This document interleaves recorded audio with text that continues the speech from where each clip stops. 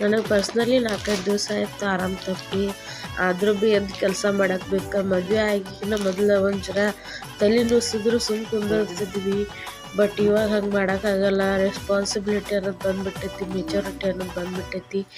ಅಂದ್ರೂ ಭೀ ಅದು ಕೆಲಸ ಮಾಡಬೇಕಾಗೈತಿ. ಯಾಕಂದ್ರೆ ನಾವು ಇರೋದು ಇಬ್ಬರೇ.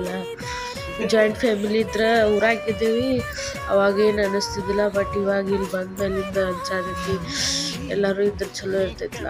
ಇಂಥ ಟೈಮ್ದಾಗ ಅಂತೂ ಬೇಕು ಅನ್ನಿಸ್ತೈತಿ ಆರಾಮಿರ್ಬೇಕಂದ್ರೆ.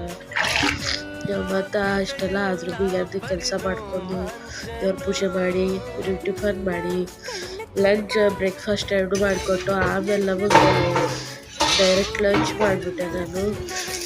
ಬಟ್ಟೆ ತೊಳೆದು ಹಾಕಿ ಇದೆಲ್ಲ ಆದಮೇಲೆ ಅಪ್ಪು ನಾನು ಕೂತು ಊಟ ಮಾಡಿದ್ವಿ.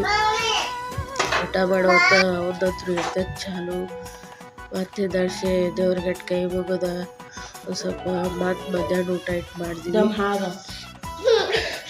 ಒಮ್ಮೆ ಡೈರೆಕ್ಟ್ ಮಧ್ಯಾಹ್ನ ಊಟ ಮಾಡಿದ್ದಾರೆ ಇವತ್ತು. ಮುಂಜಾನೆ ಮಾಡೋಕ್ಕಾಗಿಲ್ಲ, ಅದ್ರ ಸಂಬಂಧ ಮಧ್ಯಾಹ್ನ ಊಟ ಮಾಡಿದ್ವಿ. ಮೊದಲೆಲ್ಲ ಹೆಂಗೆ ಅನ್ನಿಸ್ತಿತ್ತು, ಒಂದು ಜರ ತಲೆ ನುಸಿದ್ರು ಮುಂದೆ ಹೇಳ್ಕೊತ ಕುಂದ್ರದು, ಅಳ್ಕೊತ ಕುಂದ್ರದು, ಹಿಂಗೆ ಮಾಡ್ತಿದ್ವಿ. ಬಟ್ ಈಗೆಲ್ಲ ನಾವೇ ಒಂದು ಜೀವನ ಅಂದ್ರೆ ನಾವು ಒಂದು ಮಗುನ ಸಂಭಾಳ್ಸಂಗೆ ಆಗಿಬಿಟ್ಟಿದ್ದೀವಲ್ಲ. ಎಷ್ಟು ಜಲ್ದಿ ಕಳೆದು ಹೋಗ್ತಿ ಟೈಮ ಆಗಿಬಿಟ್ಟೈತಿ. ನಮ್ಮ ಯಜಮಾನ್ರಿಗೆ ಹೇಳಿದ್ರೆ ಅವ್ರು ಸುಟ್ಟಿ ತೊಗೋತಾರೆ. ಖರೆ ಅವರು ತಮ್ಮ ಸಲುವಾಗಿ ಸುಟ್ಟಿ